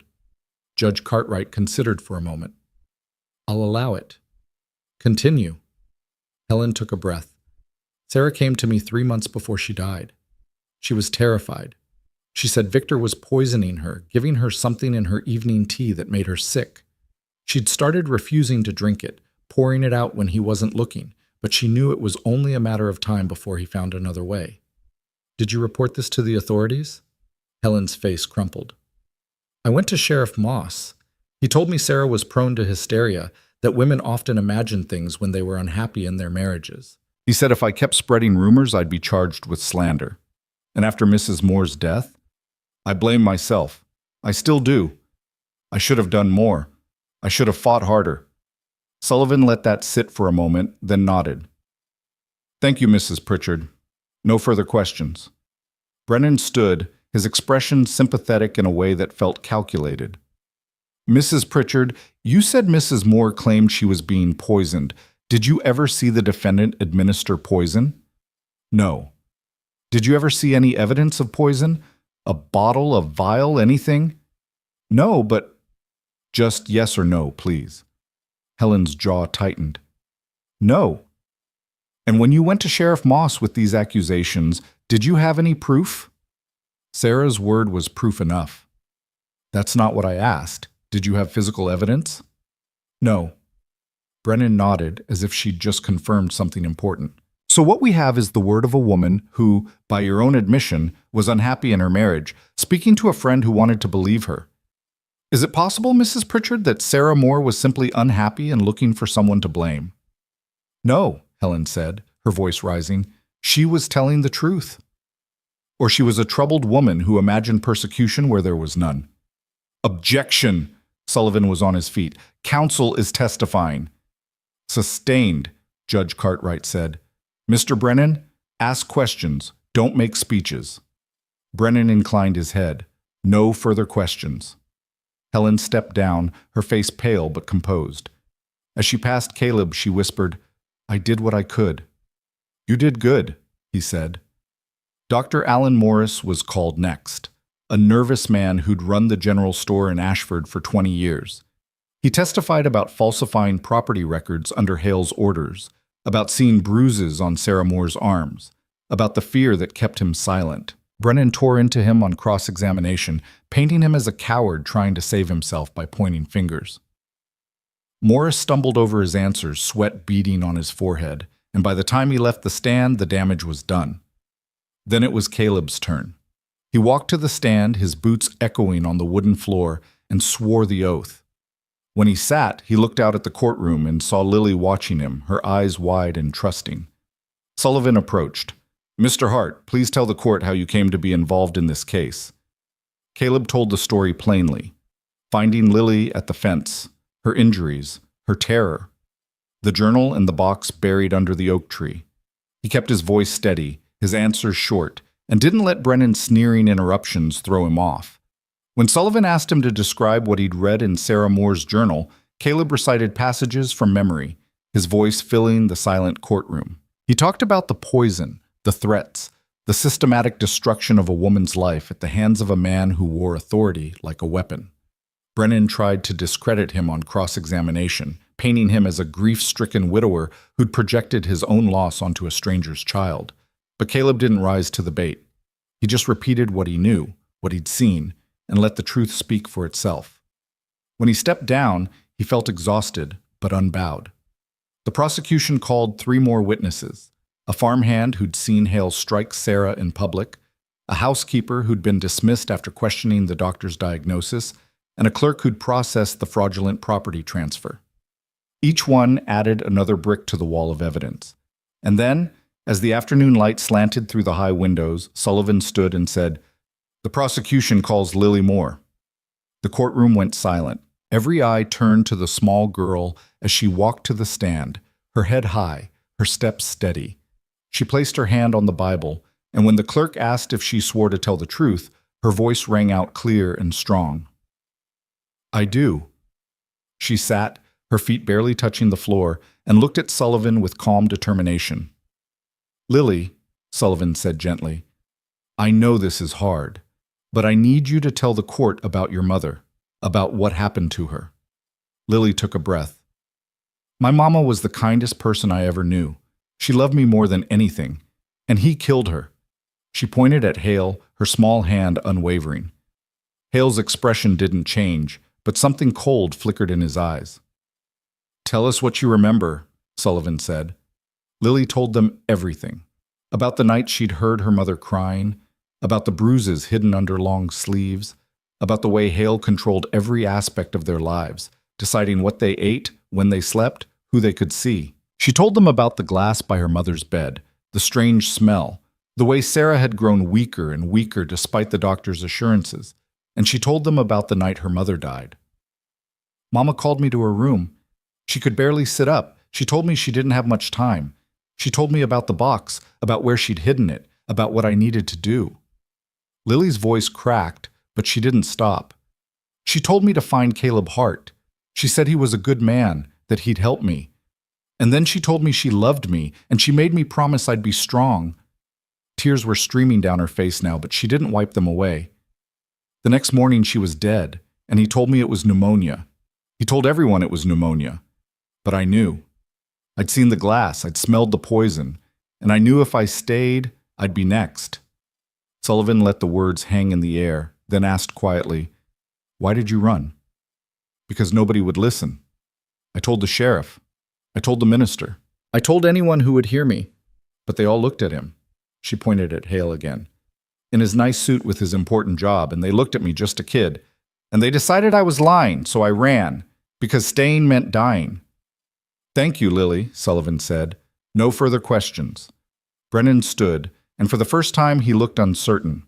Attacking a crying child in open court was a dangerous move, but he had to try. "Miss Moore," he said, his tone carefully gentle, "you were very young when your mother died. Only 8 years old. Is it possible that in your grief you misunderstood what was happening?" "No," Lily said, "but you said yourself that you saw your mother growing weaker. Isn't it possible she was simply ill, as the doctor said?" "She was ill because he was poisoning her." "You keep saying that, but did you ever actually see Judge Hale put poison in your mother's drink?" Lily hesitated. "No, but I saw the glass. I smelled it." "And you, a child with no medical training, concluded it was poison." "Mama told me it was poison. According to your testimony, your mother was very sick at the time. Delirious, perhaps. People who are dying sometimes say things that aren't true." Lily's eyes blazed. "My mama wasn't delirious. She was dying because he killed her, and you know it. Everyone in this room knows it. You're just too scared to say it." A murmur ran through the courtroom. Judge Cartwright banged his gavel. "Order." Brennan's face tightened. No further questions. Lily stepped down and walked back to Caleb, her small body shaking. He put an arm around her shoulders and pulled her close. "You did good," he whispered. "Your mama would be proud." The trial continued for 2 more days. The defense called witnesses who testified to Hale's good character, his service to the community, his dedication to the law. They brought in doctors who explained that Sarah Moore's symptoms could have been caused by any number of natural illnesses. They suggested that Lily had been coached, that the journal had been fabricated, that the entire case was built on the grief-fueled fantasies of unreliable witnesses. But the prosecution had the documents, the letters, the property deeds. The pattern of deaths that stretched back over a decade, all women who'd married Victor Hale and died within a few years, their estates transferred to his control. On the 3rd day, both sides rested, and Judge Cartwright sent the jury to deliberate. The wait was agony. Caleb and Lily sat on a bench outside the courtroom, neither of them speaking, both of them lost in their own thoughts. Helen Pritchard brought them sandwiches they couldn't eat. Thomas Farrow paced the hallway, his boots echoing off the stone. After 4 hours, the jury returned. The courtroom filled again, the same crowd, the same tension, but now it felt sharper, heavier. Judge Cartwright took his seat and the foreman of the jury stood. "Has the jury reached a verdict?" Cartwright asked. "We have, Your Honor." "On the charge of murder in the first degree, how do you find?" The foreman looked at Hale, then at the judge. "Guilty." The courtroom erupted. Voices rose in shock and triumph and disbelief.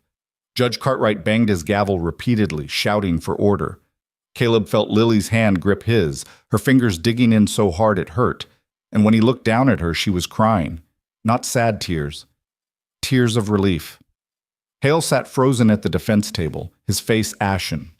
Brennan was already on his feet, shouting about appeals, but the judge ignored him. "On the charges of fraud, embezzlement, and conspiracy," Cartwright continued, "how do you find?" "Guilty on all counts, Your Honor." More chaos, more gavel banging. Hale's attorney demanded a mistrial.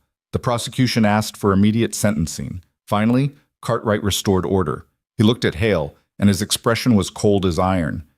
"Victor Nathaniel Hale, you have been found guilty by a jury of your peers. The evidence presented in this court revealed a pattern of cruelty, manipulation, and murder that is as calculated as it is depraved. You used your position of power to silence the innocent, to steal from the vulnerable, and to end lives without remorse." He paused, letting the words sink in. "You will be sentenced to hang by the neck until dead. Sentenced to be carried out 30 days from today. May heaven have mercy on your soul, because this court has none." The gavel came down with a finality that echoed through the room. Hale was led away in chains, his face blank, his eyes seeing nothing. As he passed Lily, she stood and looked him straight in the eye. "Mama won," she said quietly. Hale didn't respond. He just kept walking, a broken man in a broken suit, and disappeared through the door. Outside, the sun was setting, painting the sky in shades of orange and gold. Caleb and Lily stood on the courthouse steps, surrounded by people who'd fought beside them.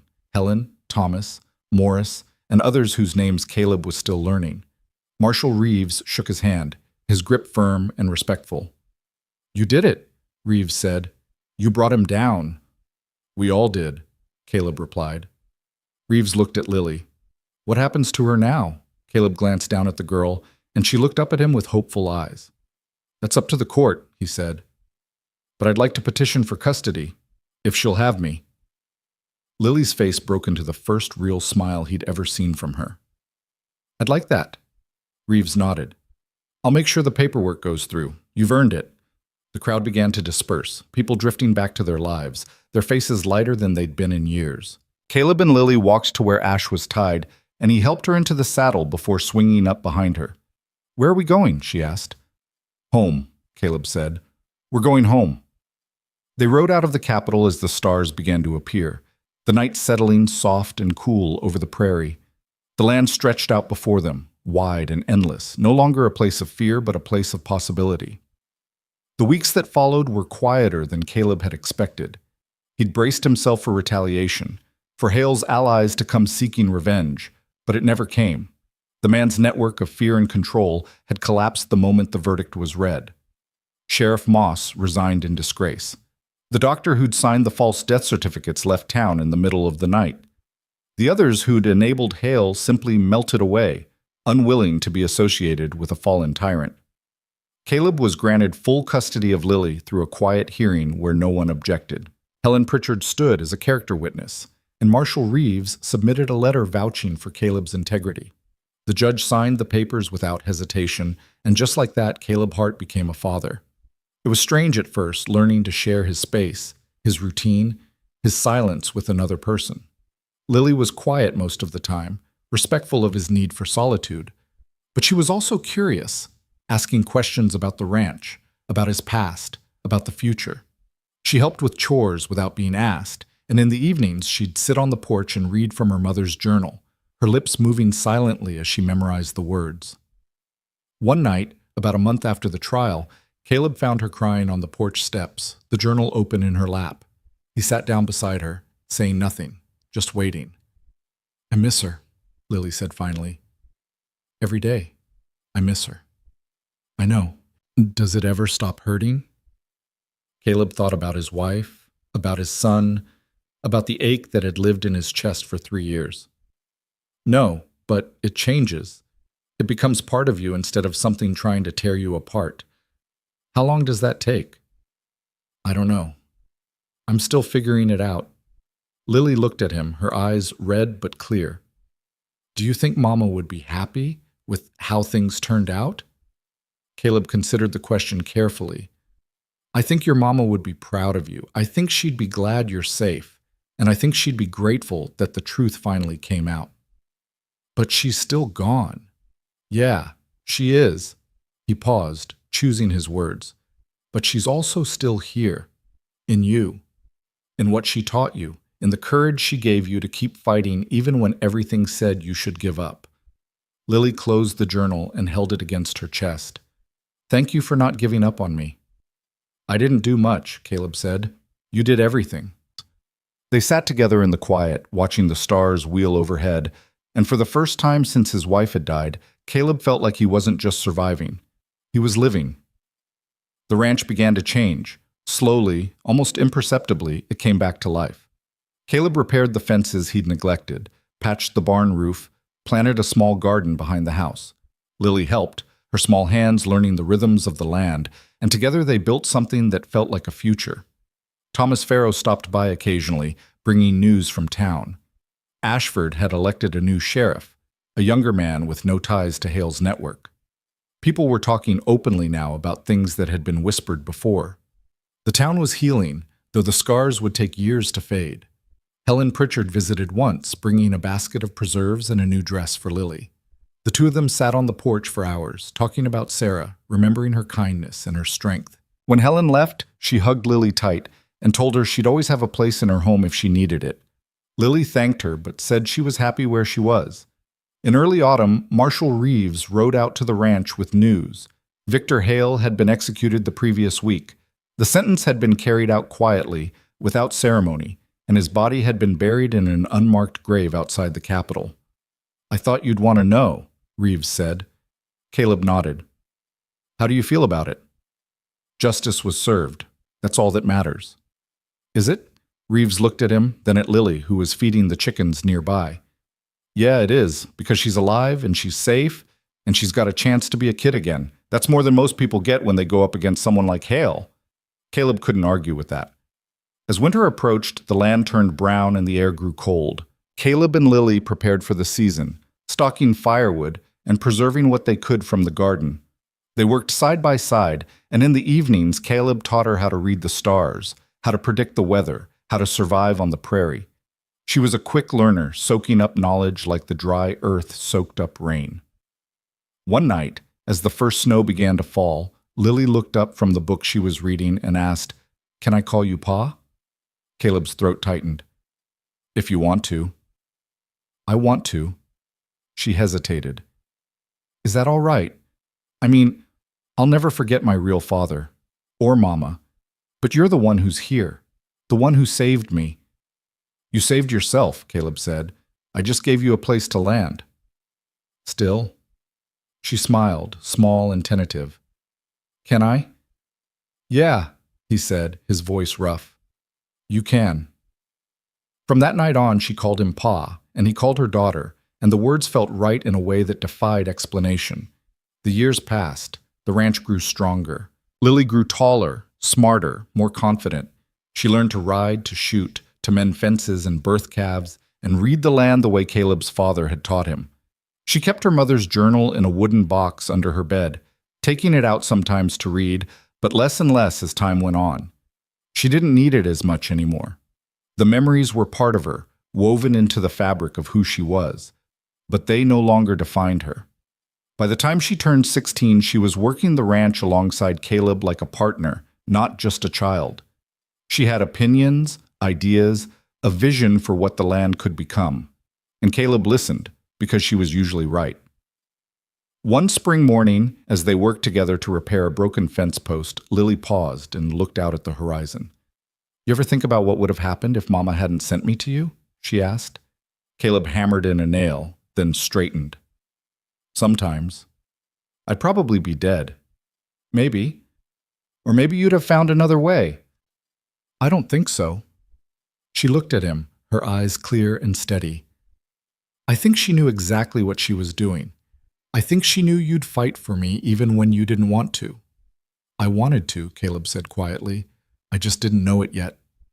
Lily smiled. She was smart like that. They finished the fence in silence, then walked back to the house together, their shadows long in the afternoon light. That evening, as they sat on the porch watching the sun set, Caleb thought about everything that had brought them to this moment. The fear, the pain, the loss, the fight. And he thought about what they'd built in spite of it all. A family. Not by blood, but by choice. Not because the world had made it easy, but because they'd decided it was worth fighting for. Lily leaned against his shoulder, comfortable and content, and Caleb realized that somewhere along the way, he'd stopped being the man who lived alone in the shadows of his grief. He'd become a father, a protector, a man who'd learned that strength wasn't about standing alone. It was about knowing when to let someone in. The sky faded from gold to purple to deep blue, and the first stars appeared, bright and steady. Pa? Lily said softly. Yeah? Thank you. For everything. Caleb put his arm around her shoulders and pulled her close. You're welcome, kiddo. They sat together until the night settled fully around them, and the prairie whispered its ancient song of survival and hope, and the stubborn refusal to be broken. And in the house behind them, on a shelf in Lily's room, Sarah Moore's journal waited, a testament to a woman's courage, a mother's love, and the truth that even in the darkest places, someone would eventually be brave enough to bring it into the light. The ranch endured, the land healed, and the family built on truth and choice and hard-won love grew strong enough to outlast fear, power, and fire.